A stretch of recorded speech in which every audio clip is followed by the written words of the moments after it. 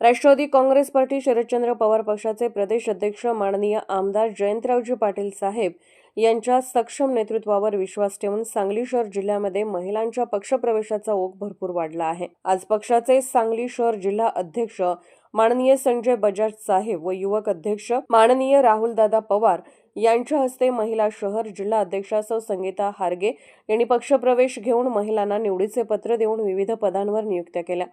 नूतन नियुक्त्या खालीलप्रमाणे माननीय रुपाली किरण घुमटे आणि माननीय पुष्पा नंदू चव्हाण यांची शहर जिल्हा उपाध्यक्षपदी, माननीय चंदा राणी कोळी, माननीय अमृता शिरगुरे आणि माननीय राणी गोविंद मद्रासी यांची जिल्हा चिटणीसपदी निवड करण्यात आली।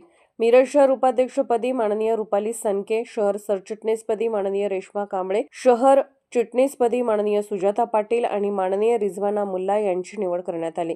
सांगली शहर सरचिटणीसपदी माननीय लता सदाकडे, चिटणीसपदी माननीय छाया जाधव आणि माननीय पल्लवी सोकटे, सदस्यपदी माननीय लक्ष्मी मद्रासी यांची निवड करण्यात आली।